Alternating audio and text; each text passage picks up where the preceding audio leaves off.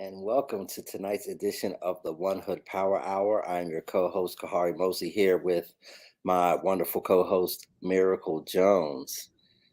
And we have a very special episode tonight. You know, we're going to be getting a Harrisburg vibe check, as they say. There's a lot going on in the state capitol that impacts the lives of everybody across the Commonwealth of Pennsylvania.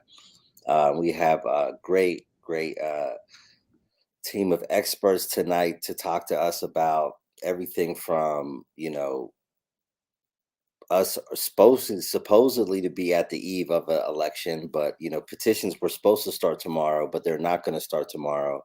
And we're going to get into some of that very shortly.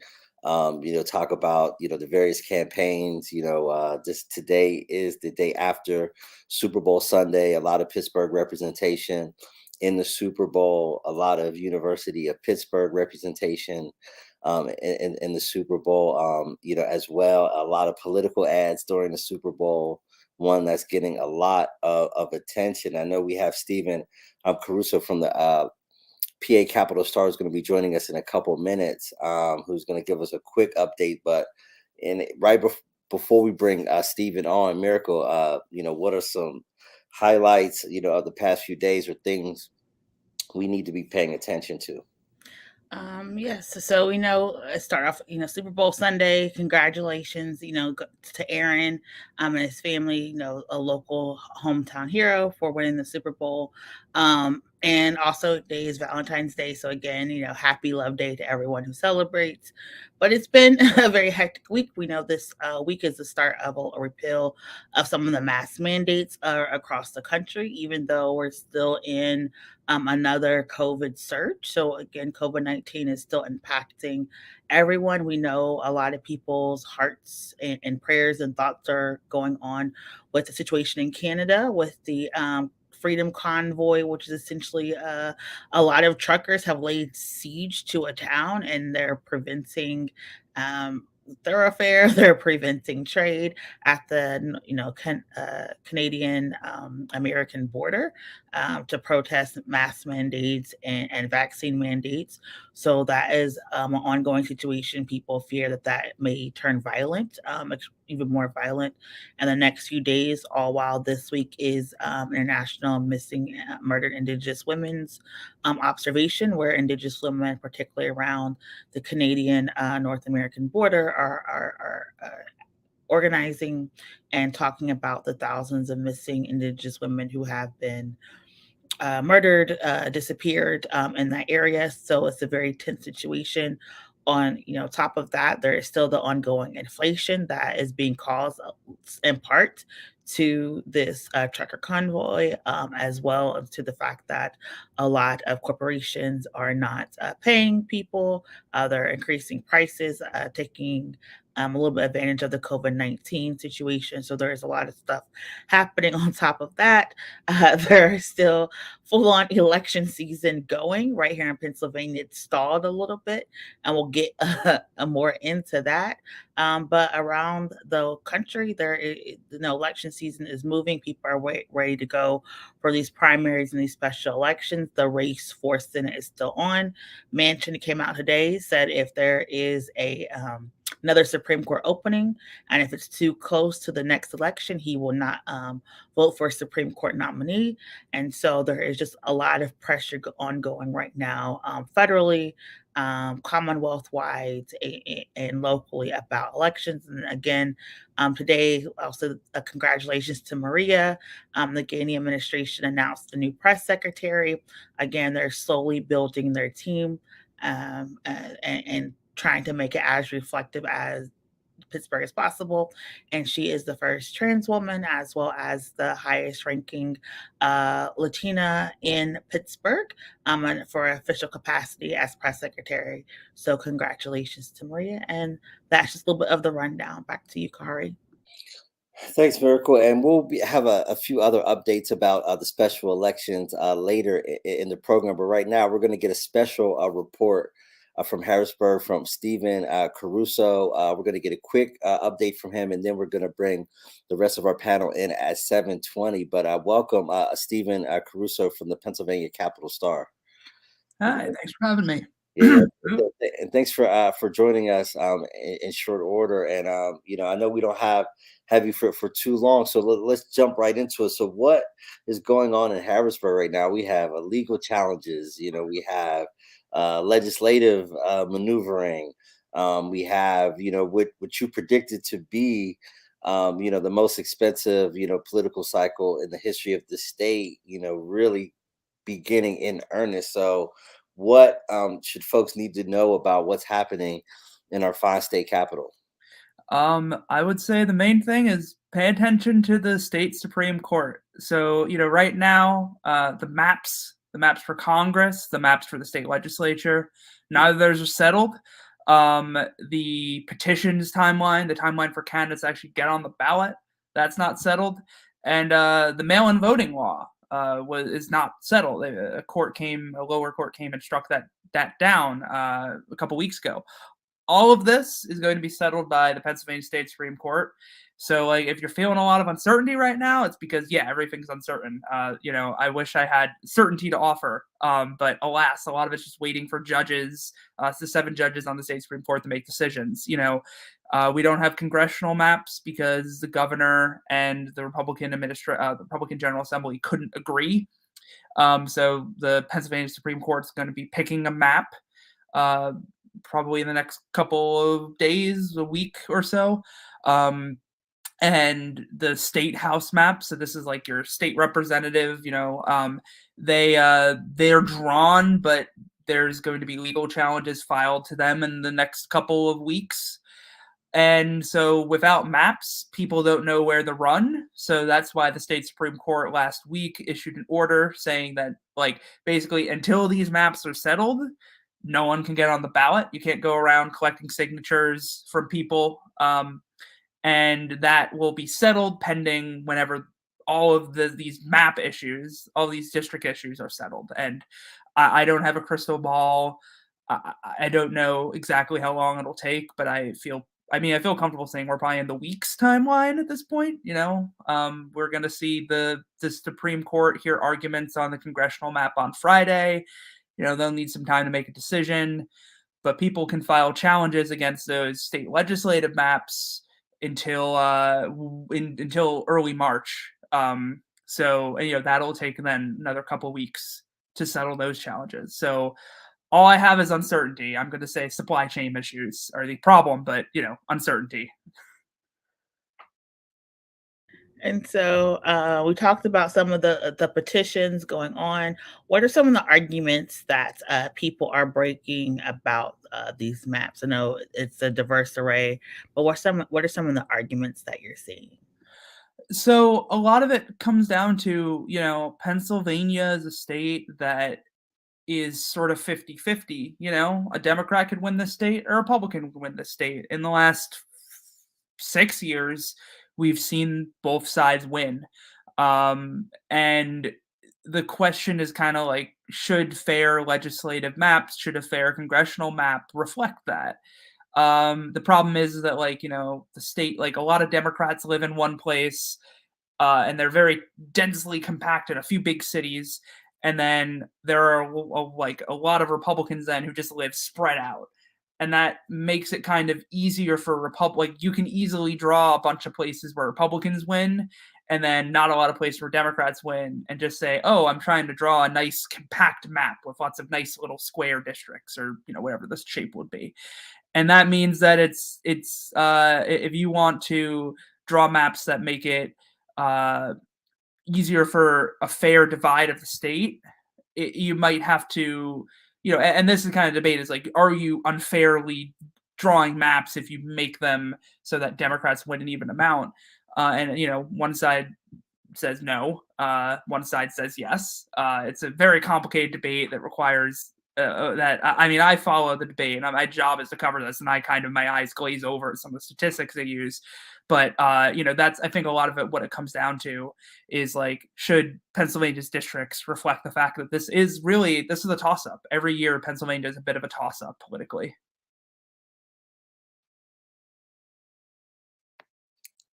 Thanks so much, Stephen. Could you dive a little bit into the challenge to Act 77?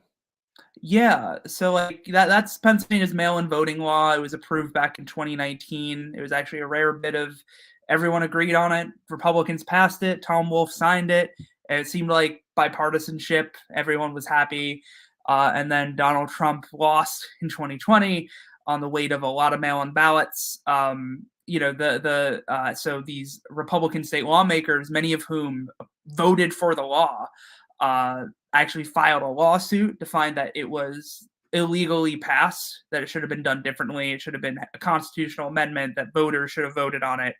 And their lawsuit succeeded. So, the mail-in ballots that a lot of people are probably familiar with from the last couple of years, they were technically found to be unconstitutional. Now, before everyone freaks out, there's a stay on this. So basically, that decision, which was from the Commonwealth Court, which is a lower court, was immediately appealed, and that means the effect can't take effect immediately. So I've still been talking to county election officials. For the most part, they are just sort of waiting to see what the state Supreme Court does. Nothing's really going to change. I think, and most people expect that the state Supreme Court's going to say that was a bad decision, that decision saying the mail-in ballots are unconstitutional is wrong.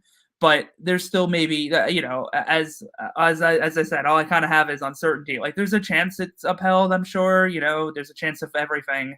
But in the meantime, pretty much most what I've heard from county election officials are just it stayed. We're going to act like everyone can keep requesting ballots and wait for the Supreme Court to tell us otherwise.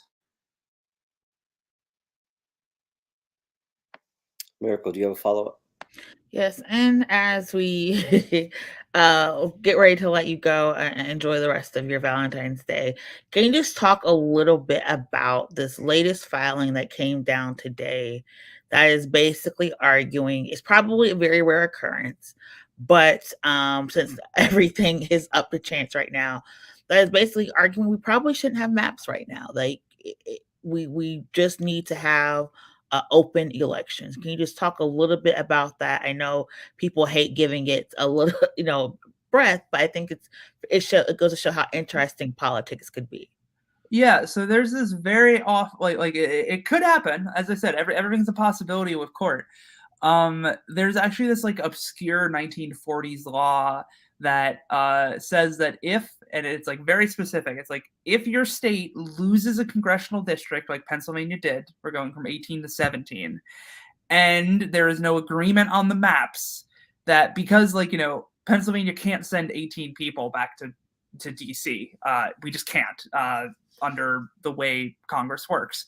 So what's supposed to happen is just the 17 people they pick the 17 Congress people from Pennsylvania, they're just supposed to have one at-large election. So just like you vote for governor, we'd vote for 17 Congress people all at once on election day. I have no idea if this has been used before. I know Katie Meyer over at WHYY had a great story on it. I don't even know if she had an answer on if it's been used. But, it's a lawsuit was filed today asking for a federal court to say that that's actually what needs to happen here. Like I said, Pennsylvania is kind of a swingy state. People have won it, Republicans and Democrats have won it. I don't know if I necessarily see just off the blush anyone having a partisan advantage. The main thing I know is it would be chaos. I mean, imagine 17 people all wanting to get your vote for Congress. So, I sometimes feel overwhelmed by the mail I get just for one competitive congressional race. Now imagine 17 all happening for your vote. It would be nuts. I have no way to handicap if that'll happen yet or not. I know, I'm sure the state Supreme Court is doing their due diligence to get so they don't get overruled. But it is another option. Just which is why I said, like, I know myself and other reporters are like, I have Twitter alerts on for every time the state Supreme Court drops a decision, because I'm checking it like, okay, is this it? And it usually isn't. But as soon as there's any news on this front, we'll be trying to get it out as quick as possible. But right now, I have the offer is uncertainty. And as we let you go, is there any dates that we need to be looking forward to the Supreme Court decision? I believe the hearing may be on the 18th. Yeah, so there will be this Friday. They will be hearing arguments in the congressional case. So this is their case to decide what the congressional map should look like. But then give it a couple days or more for them to write the decision. I don't know. I mean, these courts are, they really march to the beat of their own drum.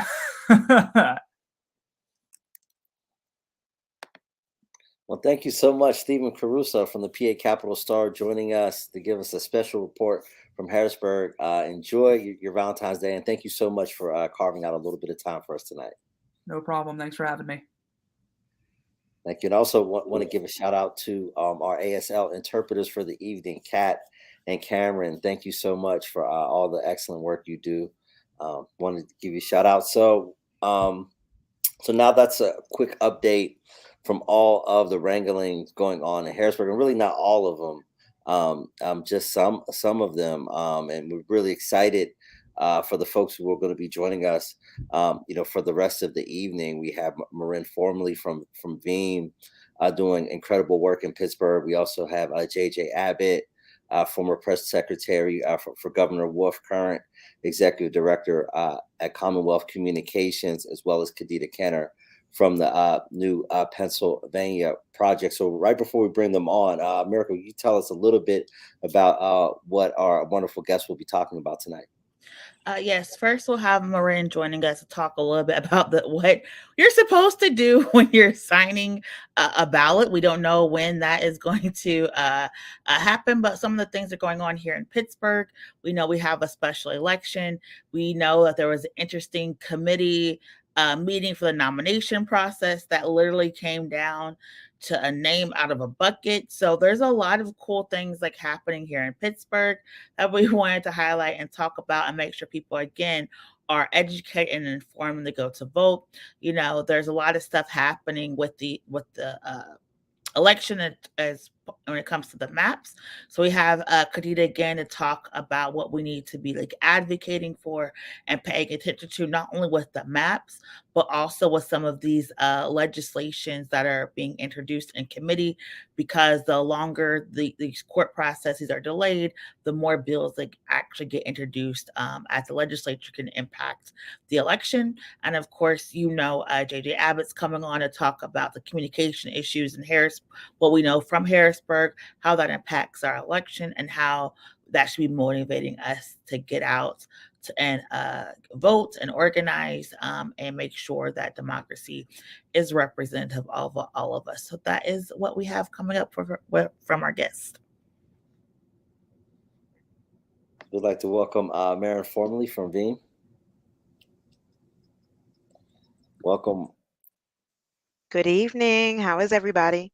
Great. Thank you so much for joining us. So great to have you on, and thank you so much for the work that you're doing. And for the first question, I'll pass it back to my colleague Miracle.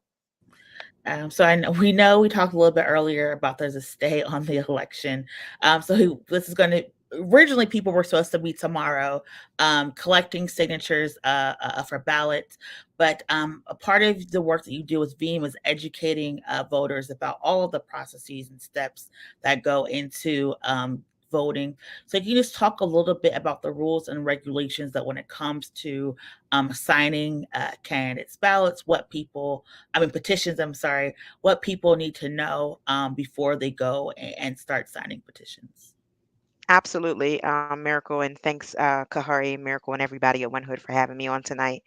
One of the things that's also interesting about today, obviously it's the last day, but for the people who wanted to get their petition signed for the special election on April 5th, today was the deadline. So hopefully everybody who wanted to get on got on, and objections start tomorrow for our special election. And that is kind of safe from all the shenanigans that are going on with the primary. So that is expected to go forward from what I understand, but it's everything after that, who knows what's going to be happening. It's really important with these petitions. One of the things I think, there's so much with the finance and the campaign, and there's a lot of things to think about. But one of the important things to remember, that for us as individuals, when we are signing someone's petition to try to get them on the ballot, you need to write your entire name, your entire address, spell it all the way out. No PGH. You got to write out Pittsburgh, all of those things, because there's so many ways that people can step in to challenge ballots, and a lot of it has to do with, and especially for the primary, are you a part of that party, in some aspects for some elections, and then as well as, are you in that person's district? Do you have, and then as well as, and it depends on if it's the county, the state, the whatever the thing might be, and then also making sure that you are filling it out appropriately, which is difficult. So yeah, those are the things that we try to remind people. And what are the generally the main problems that candidates who run into challenges? Like you said, the challenge period begins, and for those listening, there after petitions get turned in, then there is a period of time that the other candidates or even citizens, registered voters, can challenge someone's petition. So you talk a little bit about that process and why people's either legitimately or sometimes people say illegitimately challenge people's petitions.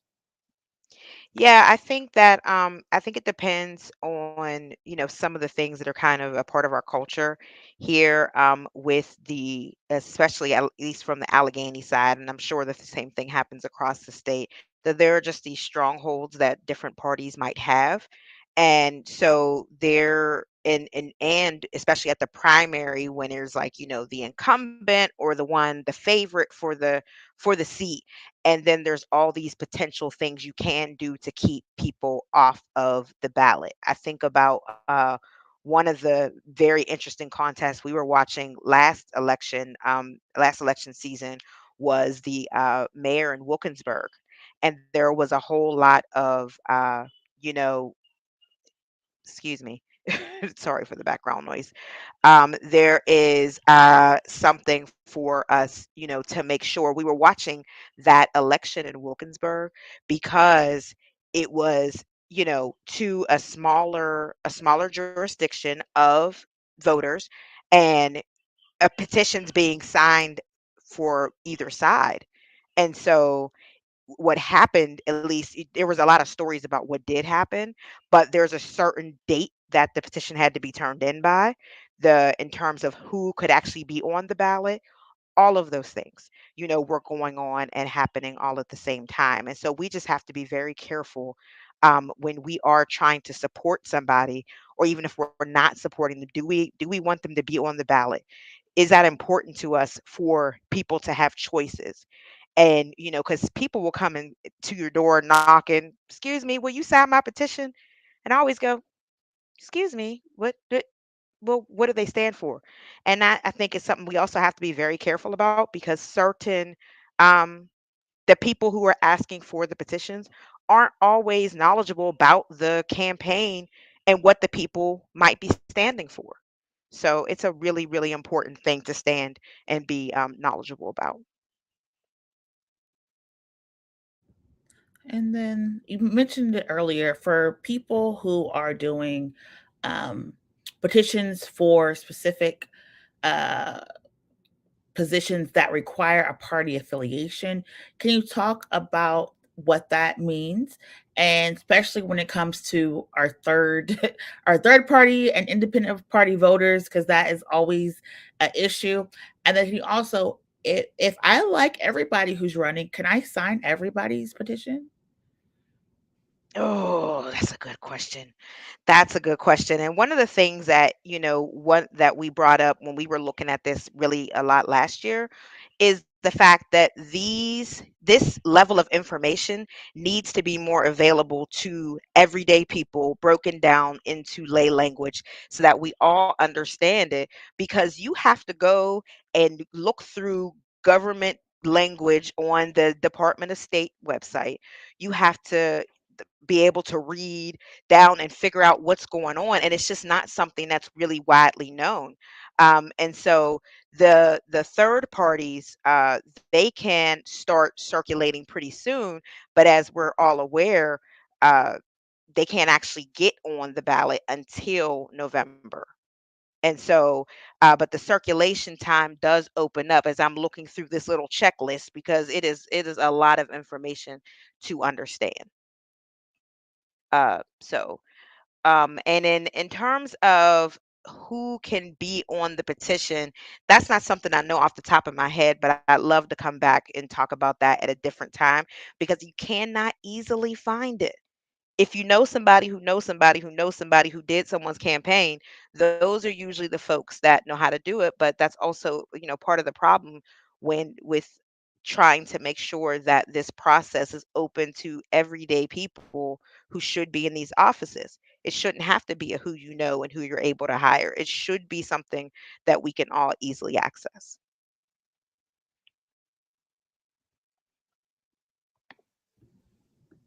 And I think there's and not those are all like really excellent points. And one thing I want to remind folks that while there's so many very high profile offices up for election this spring, also just a once in a 4-year cycle where folks can run for their Democratic committee offices where I think you need 10 signatures to run for committee from your neighbors. But could you talk a little bit about the committee, and for folks who maybe thinking about running for something and want to start small, there's still an opportunity once the Supreme Court determines when the primary election will be held. You could circulate a petition for committee man or committee woman in your local area. Could you talk a little bit about that?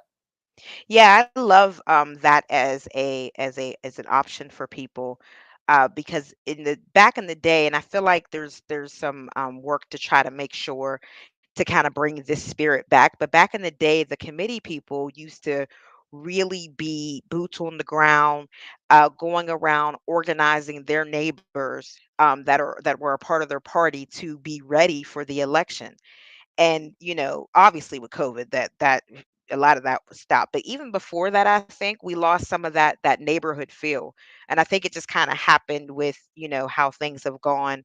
As technology has increased, we stopped depending on talking to each other, and instead we're waiting for people to go to the internet or go to social media to find out.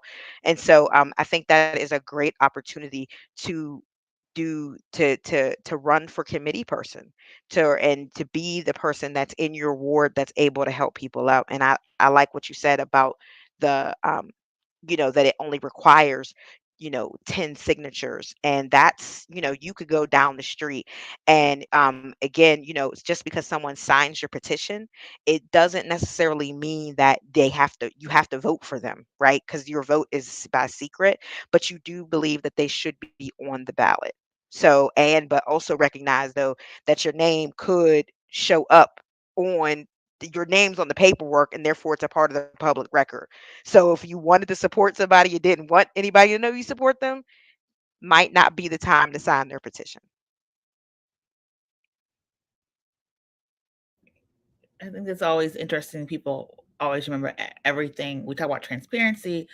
Some things are put into public record. It verifies, when we talk about election integrity, that people are putting forth candidates from their jurisdictions or neighborhoods to represent them. And as we wrap up, you've been doing a lot of work with just like voter engagement, registering the voters, and you talk a lot about, some of the barriers that impact people when it comes to voting. Um, as we're moving into this, what is going to be unprecedented, multi-million, possibly billion, dollar election, can you still talk about for our audience some of the issues that people are still facing when it comes to getting information about voting and being able to vote? Absolutely, Miracle. And that's why a lot of this is like completely frightening to people in this realm. The fact that mail-in ballots, that was something, the community has also been organizing for, because we think about how many people just don't have the time literally to get to the polls because they live in McKeesport and they work in Warrendale. Like, there's no way you can get back and forth. So mail-in ballots really was something that our communities could use as their own tool to prevent that barrier of having to be there in person and to not have to get pre-excused for it. So the fact that it's being challenged is scary, right? The other part in regards to how our voting rights are right here, and being challenged with this redistricting, and everybody's taking a look at the maps and trying to see, what is, let's say, for example, District 24. Is Morningside in there? Is East Liberty? Is Shady? Like, where can all those maps, and then what are the demographics as the city of Pittsburgh loses more and more, Black, Indigenous, people of color, and voters that live there? What do these new lines look at? What do they look like? Who is going to be representative? For so long, we have history in, especially for the special election, we have history in districts 19 and 24 that goes back decades of Black electeds. So what does it mean that it might potentially turn just because in the future of with these potentially redrawn maps after this special election, the folks who are running right now, the people who were chosen uh by their parties to be a part of this special election, and those who are still running for the seat, they don't even know how long their term really, because of the redistricting, it might all be for a short term, or the election itself, their district might change. And so what they ran for might have been, these neighborhoods, and then it gets redistricted. Now they have to campaign to completely different people. There's a lot at stake here. And so what we're trying to do is just make sure that people have as much information as possible. Information is power. I'm really, really concerned that the special election information is not really out there. I think people know folks are running for these seats, but I don't know if they realize that there, if you live in, Wilkinsburg, and a handful of Pittsburgh wards, kind of, north side versus the hill or whatever, y'all are going to have to come out on April 5th and then turn around and come back on the primary to do the rest of it. Right? Like, I don't think people really understand that, and it's worrisome. And I mean, I got my early ballot application, mail-in ballot application, super early because I live in Manchester. And so this special election affects me, but I didn't get something that said, "Hey, you have a special election on April 5th." I just got a ballot application because the state knows I'm going to be voting soon, sooner than I normally would, right? So those are the type of things that just, really concern us, but it's also why we think it's really important for people to do what you can to talk to your neighbors, to bring it up, to make sure that everybody is as ready as they possibly can be. Well, thank you so much, Maryn Formley from VEEM, joining us, giving us a lot of very important information about voters, and we definitely want to bring you back on once we determine when this primary is going to be, and once we kind of determine what are the rules of the primary as well, what's constitutional, what's constitutional. But until then, thank you so much, and thank you for all the work you do in the Pittsburgh area. We look forward to seeing you on the trail. Thank you, guys.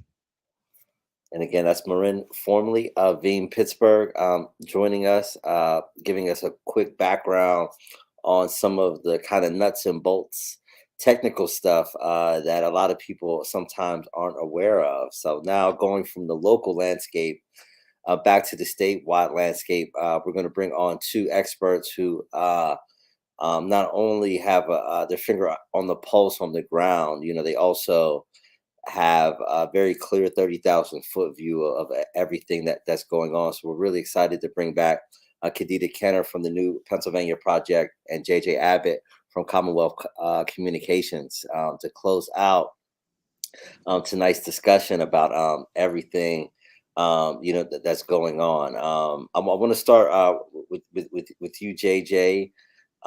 Deference to the University of Pittsburgh. You being a very proud Pitt man, a distinguished alum in your own right.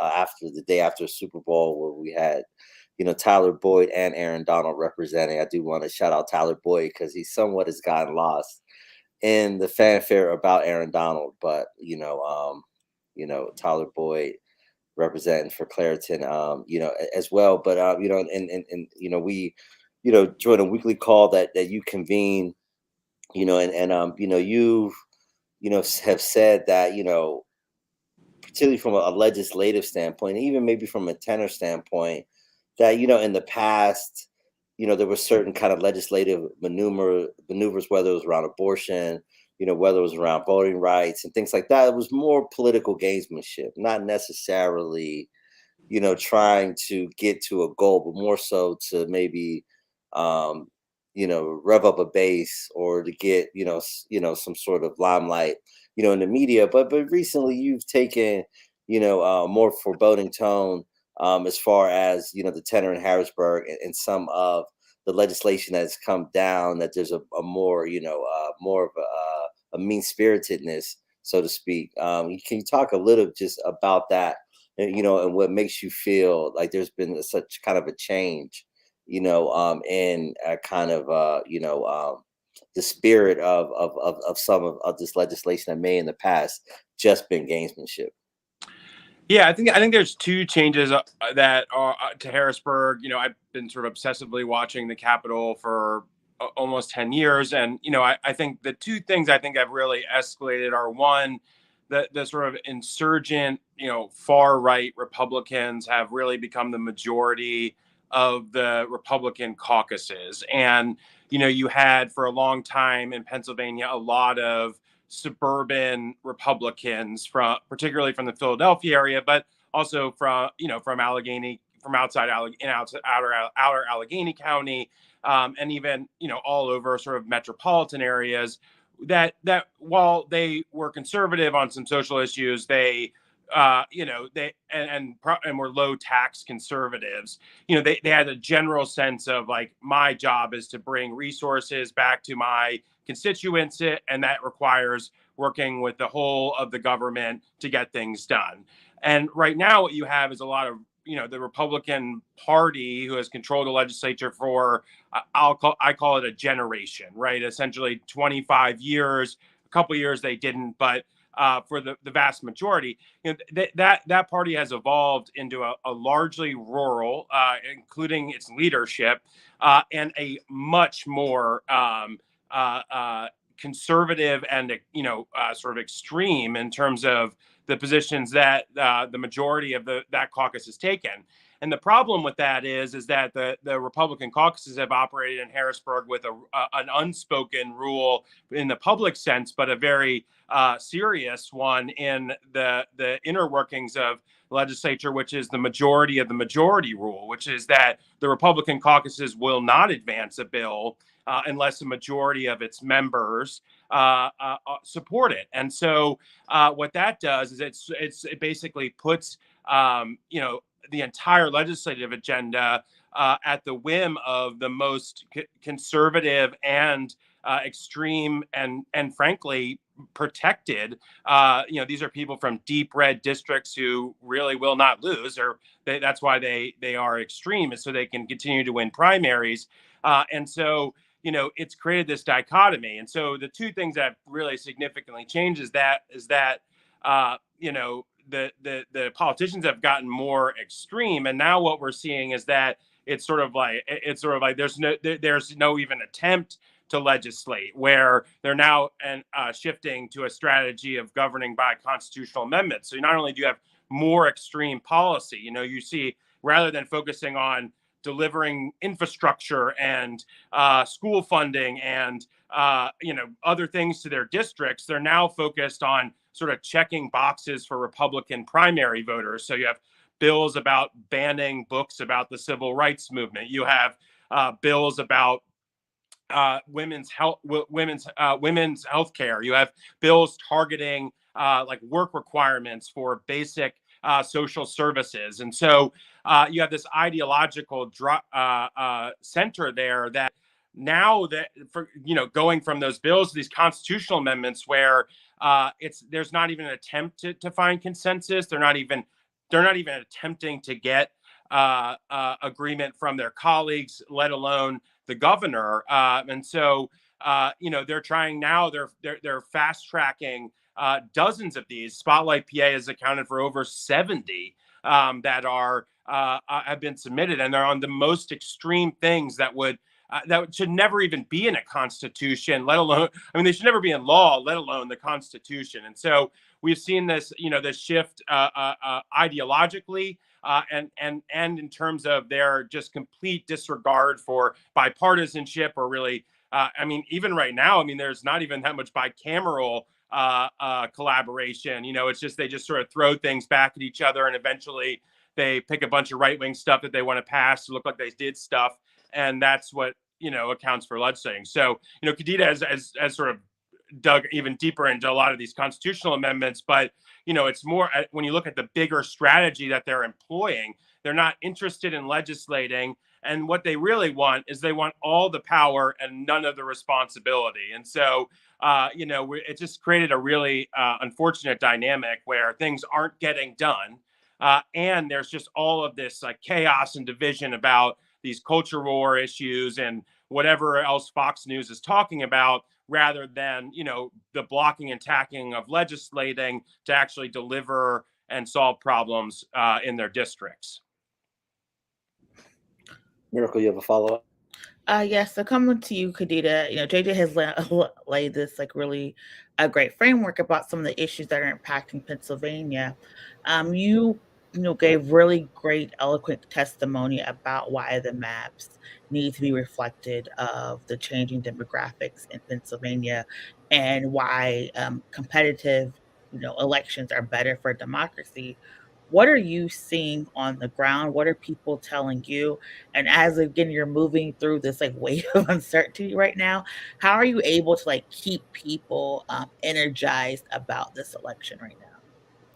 Thank you, Miracle. Hey, happy Black History Month to everybody. We talk about wanting a representative democracy. Yeah, how do we keep everyone energized about what's going on? Here's the thing. We want to know what's happening on the ground. What's happening on the ground right now is that this issue we're discussing is not even in the top 5 of what's on people's minds. Right now, when we're talking to folks at the doors, they're more concerned about how they're going to put food on the table, how they're going to clothe their children.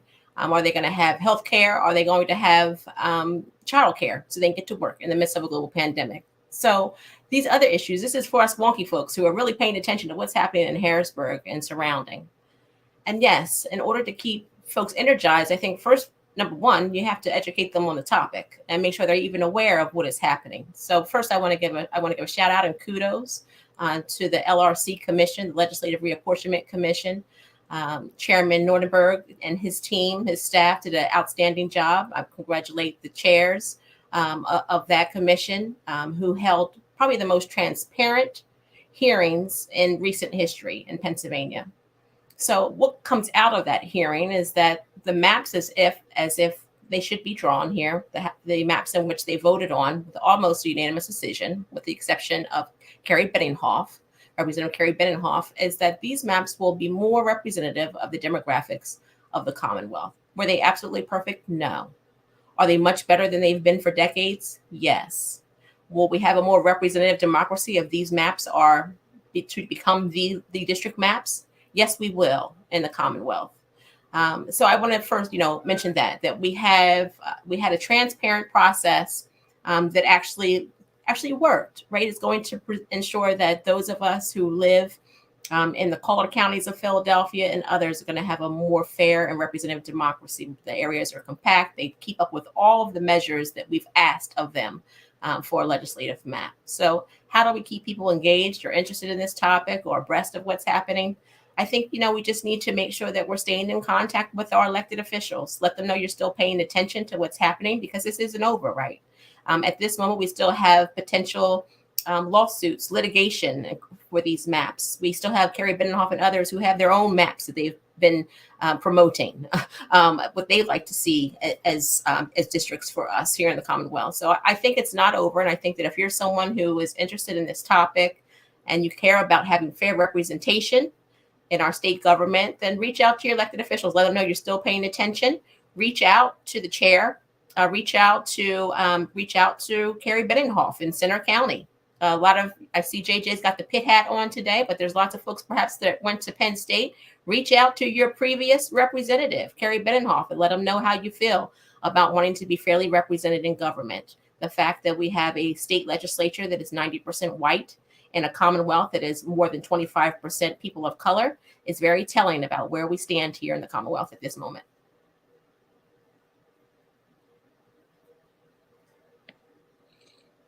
Thank you so much for that breakdown. I just had a quick follow up first, Kadida.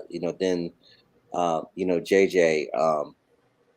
Can you just talk a little bit about, like you said, for the average person, they're dealing with so many different things. But can you just break down a little bit how redistricting actually does have an impact on a daily life? That kind of trickle of events, from a unfair map drawn in 2010 to impacts that are people feeling today in the state of Pennsylvania. Can you just talk a little bit about how decisions and how state capitals and governments and policies are shaped through the redistricting process? Yeah, that's a great question, Khari, because we do have to connect dots for folks to make it real. And so I provided this testimony at the LRC hearing. We want a representative democracy. We want to have folks who are representing us who value what we value. And if I'm someone who lives, as I do, in suburban Philadelphia, I'm in Chester County, I'm going to want someone representing me who understands what it is that my life is like, is to live in this Commonwealth as a Black woman. The fact that I can face discrimination for various things. I want a legislator who knows how important it is for me to wear my hair the way it naturally grows out of my scalp. And I want from someone who's representing me to ensure that there are no laws on the books that are discriminating against me and the way I choose to wear my hair. I think it's also really important that we have representatives in our state legislature who care about all of their constituents, those who can vote for them and those who cannot vote for them, the young, the old, the immigrants, etc. It's very important that we have state legislators who can speak the language of the people who are coming into their offices, because we know that state representatives, state senators don't just represent their voters, they're supposed to represent everyone who lives in their district, citizen or not. And so if I'm someone who English isn't my first language, and I have a concern about my heating bill, or I have a concern about needing PPP funding, I need to make sure that the person representing me has the wherewithal to actually put someone in the office that can speak my language, if that person's not going to be someone who can speak my language, so that they can represent me. Lots of times people, they go into their state legislator's office needing the simplest things. Maybe they need help getting their passport expedited. Maybe they need a pothole filled in the front of their neighborhood.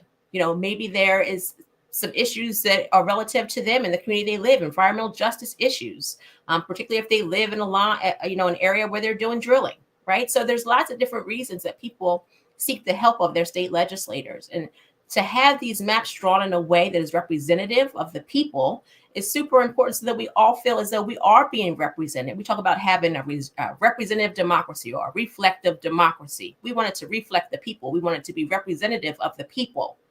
And so we need to make sure that the maps are drawn that way. What happens and what can happen if a map is poorly drawn is that you can take the power away from communities of color and stick it into more whiter communities, which then will give that community power. And so we need to make sure that the maps that we have to cast our ballots on this upcoming election are maps that are truly representative of the people and the changing demographics of Pennsylvania. The most growing population are those communities of color, and we must be represented in order to feel as though we are part of this political process and to have our needs met.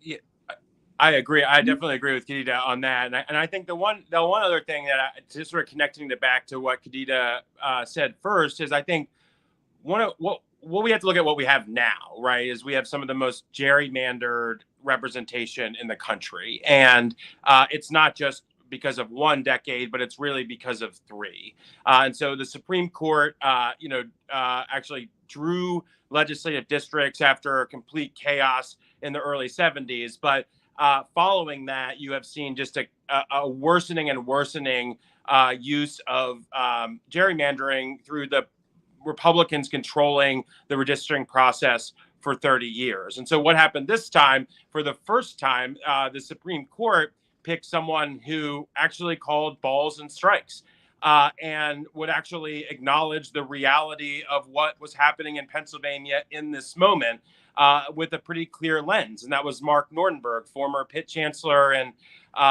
who served as chairman of the LRC. And one of the things I think is really important about that is because Republicans have controlled for so long, they've really manipulated our metropolitan areas for their gain. And so what that did is it diminished the voices of not only urban residents, but also suburban ones, because you look at these cities, right, whether it's Philadelphia or our smaller cities or going out to Pittsburgh, and you look at the House map in particular, which is the People's House, right? It's should be the most representative of the two chambers. And they create these things that almost are like fans, right? Where they take small pieces of the metropolitan area and then they connect it with rural areas to give Republicans the biggest advantages in the most districts. And what that's done is just taken the issues that are most acute to those areas off the agenda. And so when you go on the doors and you talk to someone, whether they're Kadida's talking to them in Coatesville or whether One Hood's talking to them in Pittsburgh or the Mon Valley, and you ask them what's most important to them, it's exactly what Kadida said. It's like, how am I going to pay for childcare? Is my kid going to be safe where we live? Am I going to be able to make enough money to make ends meet at the 2 or 3 jobs that I might have? And so on and so forth. But those aren't the issues that the legislature has been tackling. And those issues aren't even on the radar. And that's because they don't represent the people who are most acutely feeling issues like poverty and systemic racism and all of the things that plague not just urban residents, but also our suburban residents, and in places like Johnstown and Meadville and Beaver Falls, these smaller metropolitan areas that aren't getting the help that they need. And so we have had for decades a worse and worse problem that we're seeing all the growth in communities of color, all the growth in these metropolitan areas, but resources continue to be driven out disproportionately from the state budget to rural areas. The issues, the number one thing that's talked about in the legislature from an economic perspective is farming. But the biggest industries in this of where people actually work are service industry and healthcare, and those aren't even the issues that they're talking about. And so, reapportionment is so important, and the changes that we saw this year are so important because it's giving power back and to the people who haven't been represented or have had declining representation for 30 years. And that's our major metropolitan areas and our small metropolitan areas whose issues and the issues that are impacting their people aren't even in the discussion of the majority that's had control for a generation. And so, that is the opportunity now. And so, we don't know what's going to happen. The elections are still run at each individual district. And, I think given the environment this year, I think there's a lot of skepticism. But there is a chance because you see what happens. Tom Wolf wins by 17 points in the gubernatorial race in 2018, and Republicans still retain a majority. That doesn't make any sense, in any political world, from a political science perspective, unless the districts have such a disadvantage that it just doesn't matter. And so, these new maps, particularly the House, the most representative of there are a real opportunity to restore that. And you're going to see that right away, not even have to wait till November necessarily, because you actually have seats that are open. I shouldn't say, there are going to be seats that are open in urban areas that don't have representatives. And that's going to create a very, very unique opportunity to elect new, more representative voices to the legislature that we really haven't seen in places like Harrisburg and Allentown. And so it's really exciting, to have the opportunity, and in Lancaster, to have that opportunity too, where some of these metropolitan areas, which haven't had representation or have had the most limited representation possible, to actually have a shot at having their voices heard in a proportional way in the legislature. And I think that should be really motivating for people to want to get out and vote this year, because at the legislative level, we're going to have an actual opportunity, although it's going to be a really, really hard climb on that mountain this year. Thank you for that, Khari. Yeah, I wanted to just switch gears a little bit, from policy back to politics in the last few minutes that we have you, and just thank you so much again for hanging out with us late on Valentine's Day. So last night, watching the Super Bowl, and even today, the day after, I'm just floored by the number of television ads that have been running. So in the midst of what we talked about, this judicial environment, this legislative environment, this redistricting environment that you framed, all of that alone, would be crazy enough, to have to deal with. So how are we going to deal with that? And, these super PACs, that are running, ads, I'm saying negative ads, the Republicans are just going at each other like it's 3 weeks before the election. We're months out, so what are some of the things that you're seeing, from the political landscape, without, endorsing candidates and getting into any of that kind of stuff, but just, where does the current field stand, a few months out, with just so much going on, in the policy world and the legislative world as well? I'll start, JJ, if you don't mind. Yeah, I'll start. Okay, number one, it's Valentine's night. And so obviously you at One Hood didn't think I had any plans. And you were accurate, because policy is my love language. So we're going to go from policy here to the politics of all this in this moment. And if we're talking about last night's performance and the big game, there was one ad that caught my attention. And that was that ad that had the QR code floating all around the screen for like 20 seconds, right? And all I could think about in that moment when I saw that QR code, which I don't even know what it was for, because I didn't scan it, I didn't put my phone towards it. All I could think about is I got one QR code right here that I wish I could have spent $4 million on or $6 million on for a 30-second spot. This is the QR code to register to vote, right? Register to vote here in Pennsylvania. I wish I would have had $6.5 million for that 30-second spot. Okay, to get serious here. The landscape, we all know that this could be the first billion with a B dollar election in the Commonwealth. This isn't just some regular midterm election. This is going to be like presidential level politics, spending, etc., going on here in the Commonwealth. I live in the Philadelphia media market. I see the ads that are going back and forth, where both outsiders who don't even live in Pennsylvania are going at each other already, and we're only in February. This is a very long cycle ahead of us. I think it's interesting to watch that happen in real time. It's also very interesting to think that both political parties have not endorsed candidates for the U.S. Senate. Either the Democrats or the Republicans have not, which leaves these fields wide open, and enables people to choose the candidate of their choosing as we go, to the polls in May, and hopefully we're still going to do that on May 17th. So I think it's interesting times we live in. I know that the ad buys, the media buys that Dr. Oz and others have already spent so many millions of dollars on is fascinating. And this is going to be a very exciting, and if you're into this kind of stuff, this is going to be a very exciting election, and just hold on to your seats. I don't watch a lot of broadcast TV, and I think I'll be watching a lot less of it over the next few months. And a good hint is that if you stream anything online and you're not a registered Republican, they'll hopefully try to avoid you. I think it's a little bit hard to see where this plays out, particularly the Senate race on the Republican side, just given how absolutely bizarre it has been so far. Kadida mentioned it. I mean, we have these two millionaires. We got the Connecticut hedge fund manager and the New Jersey TV doctor running against each other in Pennsylvania, and you really don't have. They're not even really trying to make an argument that they want to represent Pennsylvania.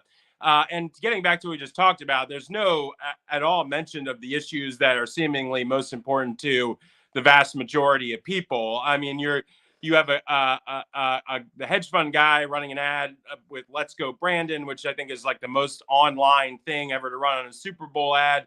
That wasn't like a Doritos ad. So it's a very bizarre thing, and you got Dr. Oz out there, sort of pretending like he's giving people taking people's blood pressure, and so I just don't really understand what they're trying to do, but it's getting like a really kind of pathetic at this point how desperate they are to seem like they're the most MAGA in the field, and that doesn't even get to the governor's race, which is just sort of devolved into a weird way, trying to play at Fox News du jour with whatever the outrage of the day is. And so I think one of the things is that Republicans are spending a lot of money, but they're still really not telling voters what they're for. I mean, they're clearly against Biden, and right now that may that might be enough for their voters. But I think when you get to a general election, there are going to be a lot of questions about what they actually stand for. And the president, I think, has been outlining this a lot more and more, and he should continue to do it.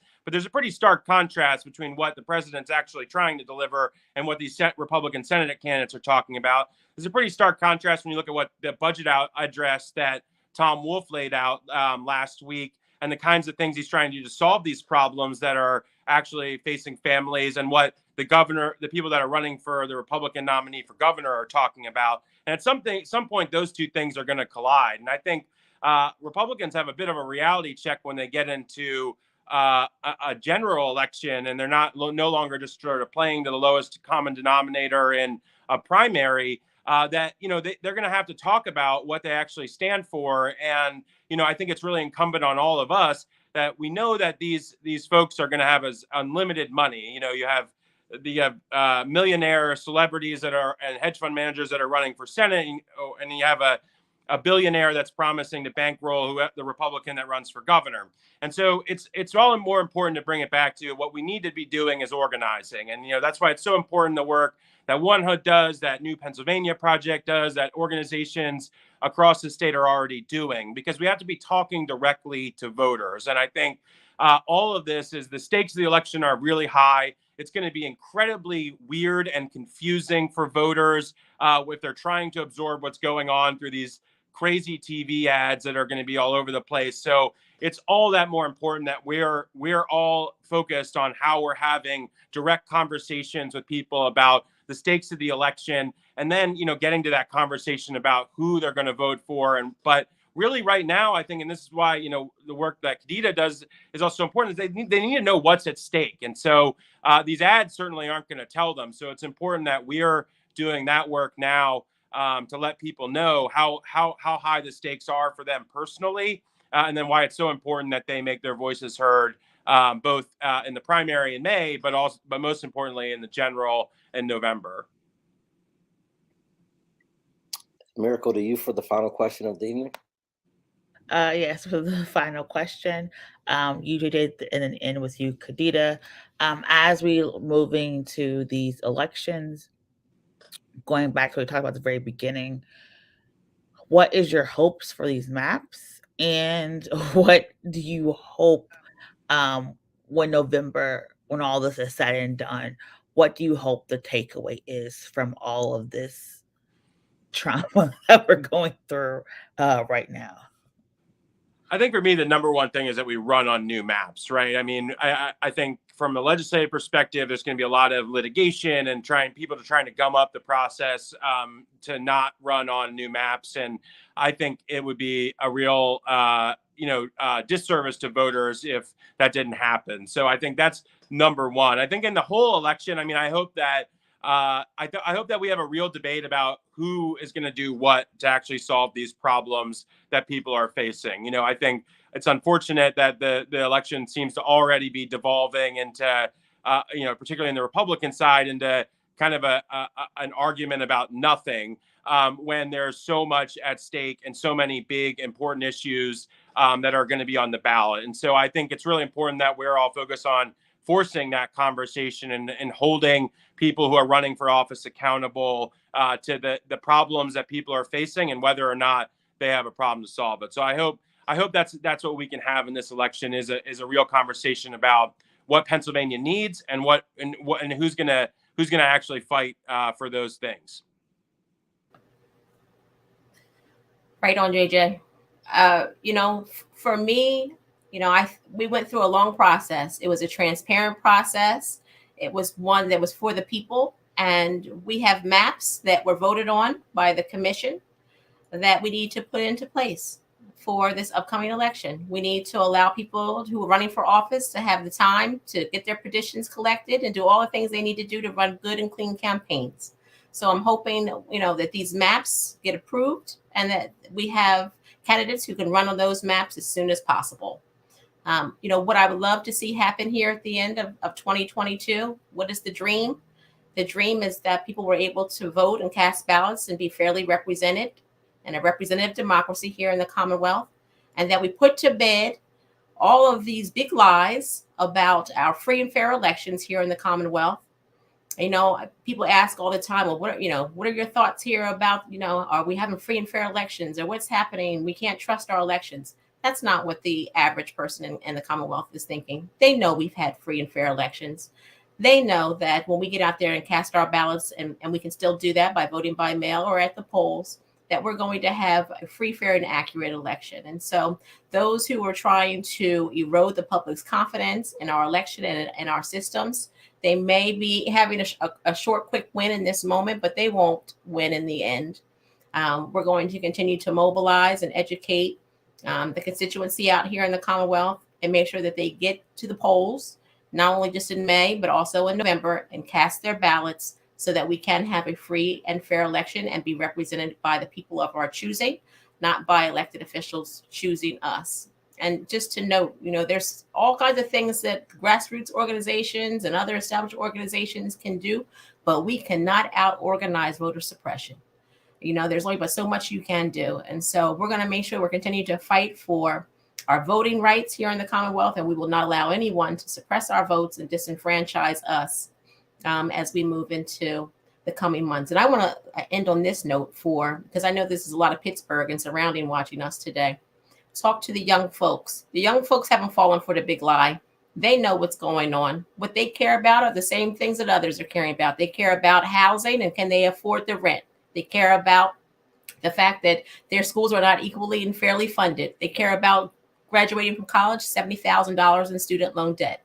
Let's talk to these young folks and get them to join the electorate. That's what I hope is the dream for 2022, is that all these young people who are eligible to vote but not registered join the electorate. Only 1 in 4 high school students who is eligible to vote is registered to vote. And I'll tell you one statistic that should scare the folks here in the Pittsburgh area. McKeesport, less than 5% of high school seniors who are eligible to vote are registered to vote. 4.8% of McKeesport high school students who are eligible to vote are registered to vote. Let's talk to young folks. Let's get them engaged. And let's have a free and fair election like we're known to do here, not only here in the Commonwealth, but across the country. Let's everybody get out there and cast your ballots. Thank you so much for that. Kadida Kenner from the New Pennsylvania Project, JJ Abbott from Commonwealth Communications. We always enjoy having you on. Thank you so much for taking some time out of Valentine's Day night to join us to share some wisdom. And we definitely will be in touch very soon. I'm sure we'll be talking a lot. We'll talk to you on the Friday call as well, but I'm sure we'll have you back on very soon, because it seems like we're gonna need your expertise to continue to sort out all this madness that is happening, not only in Harrisburg but around the state. So thank you again for joining us, and both of you have a wonderful Valentine's night. Now that it is 8:15 p.m. Eastern time. Thanks so much for joining us again. That was Kadida Kenner from the New Pennsylvania Project and JJ Abbott from Commonwealth Communications. And just a couple quick things that I did want to touch on that we couldn't touch on earlier, because we wanted to make sure we had some time with Stephen Caruso from the PA Capital Star. I want to thank him again. Also, Maryn Formley from VEEEM for joining us tonight as well. But as you mentioned, on our last show, we mentioned that Martell Covington received the Democratic nomination in the 24th district, and last Thursday, Arion Abney won. What be the sports equivalent of triple overtime. It was a 55-55 tie after the first round of ballots. The way these elections are held, there's no kind of multiple rounds of ballots where people can kind of negotiate the election. It ended on a 55-55 tie. The bylaws necessitate either a coin flip or a drawing of lots. They declined doing a coin flip, went to a drawing of lots, and Arion Abney was declared the winner of the Democratic nomination. It appears that he'll move forward as a Democratic nominee. As Martell Covington, we are still trying to work out who all is going to continue in the special election. It does appear that some candidates are in the decision period. I guess today is the deadline. So we will know tomorrow what that field for the special election, because there is a lot of rumors locally that a large numbers of the candidates will forego the special election and then just run in the primary. And not so that they don't have to deal with the whole not running as a Democrat thing. So I don't know who all will stay in, or if anyone will stay in as an opponent for Mr. Covington and Mr. Abney, but it could be that the field may clear for the special election, and they may, pretty much secure at least a half a year term in the state house, but knowing that candidates will be running for the full term in May or June or whenever that primary happens. So that's something that we'll continue to watch. But I did just want to clarify that, be it a bit of local political news. And Chris Potter had an interesting headline that covered it. That used there was a lot of butter puns going around the local political world in the 24 hours after that Democratic committee meeting over on the north side last week.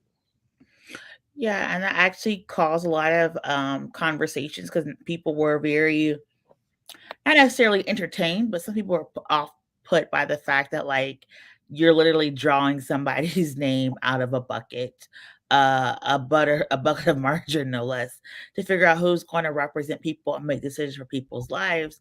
And thinking about, when we're talking about transparent and reflective democracy, how are we able to ensure that everyone has a seat at the table, is included, but has a fair chance to be represented. So there's going to be some ongoing conversations, and there was conversations about, is flipping coins or drawing lots, is that is that gambling, if you will, and what does that mean for candidates who may not be aligned with that type of policies and actions? So again, election law is fascinating.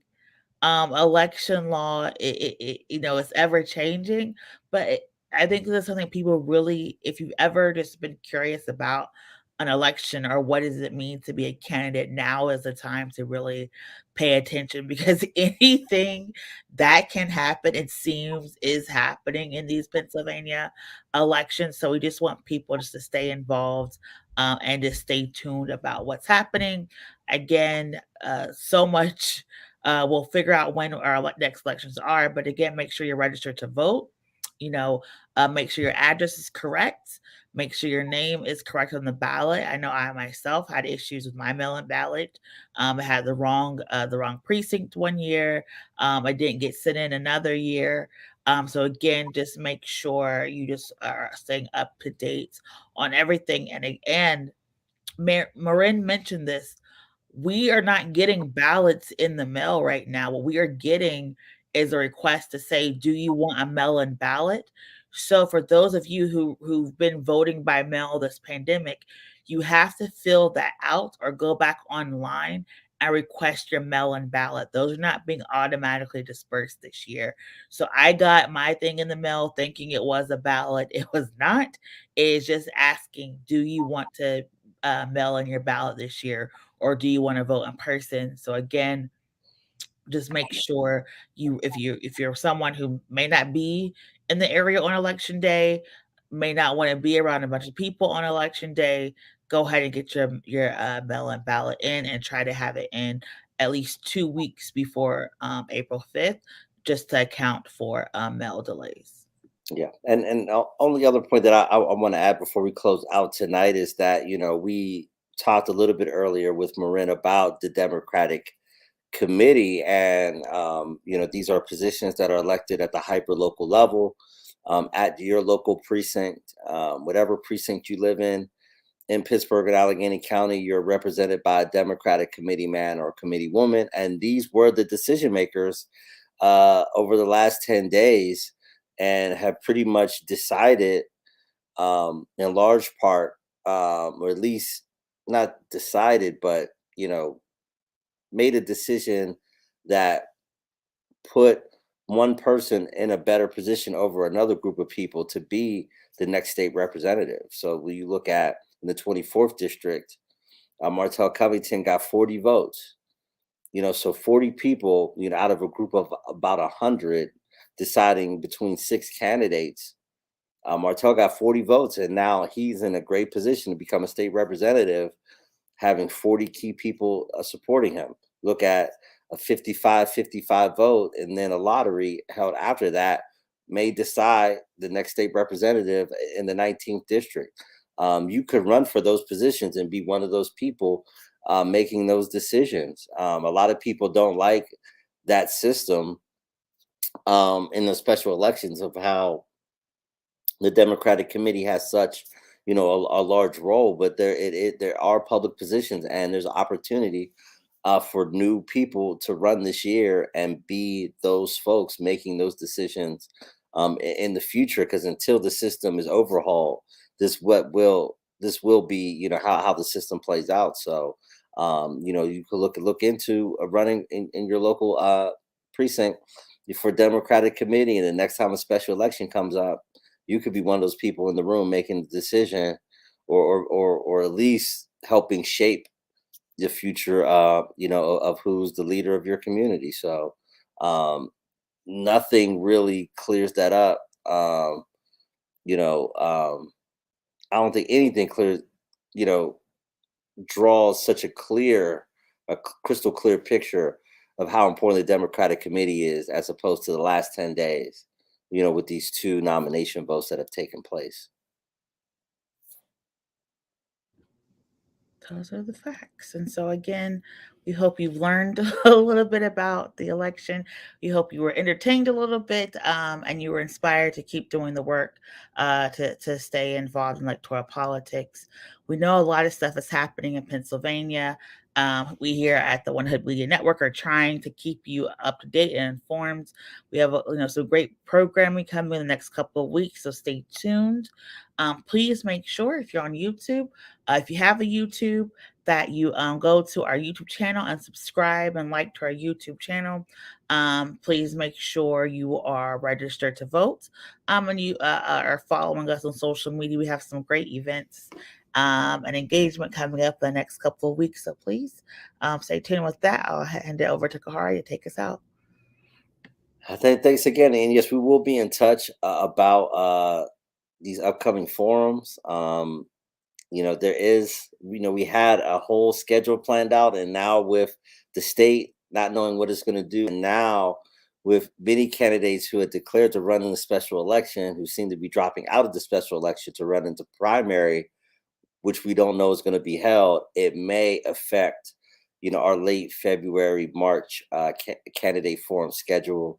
We may be, bringing JJ and Kadida and Stephen Caruso and Maryn and other folks back on a normal basis to keep folks up to date with all of the moving pieces of this very unusual election cycle. But next Monday, we will have an update on what our candidate forum schedule is going to be. But right now it is on pause because, as even during the show, I was getting emails from candidates who are running in the 24th district, who said they will no longer be seeking the special election, will be running in the primary. So we have to get a whole new sense of the political landscape once again, to figure out who's still going to be in the special, who's going to be in the primary, and how these forums are going to take shape. But again, I do want to thank Stephen Caruso from the PA Capital Star, Maryn Formley from VEEEM Pittsburgh, JJ Abbott of Commonwealth Communications, and Kadida Kenner from the New Pennsylvania Project for joining us tonight for a very important conversation. And everyone for joining us. Hope you're enjoying your Valentine's Day and your Valentine's evening. Wish the best for everyone. Look forward to the Sunday night sit down this week, as well as next Monday's special legislative forum on the current probation bill in the Pennsylvania State House. We will talk to criminal justice reform experts and other policy experts about why the current probation bill is bad for those who are pushing to transform the criminal justice system. So until then, stay engaged in the process. I know it's a lot to keep up with, but again, want to thank our guests, Steve and Maryn, Kadida, and JJ for joining us. And until Sunday night, stay engaged in the process. Thank you for joining us. This was the One Hood Power Hour and 26 minutes. This is Khari Mosley for One Hood Power on behalf of Miracle Jones, as well as our wonderful ASL interpreters, Kat and Cameron. Thank you for joining us and have a wonderful night.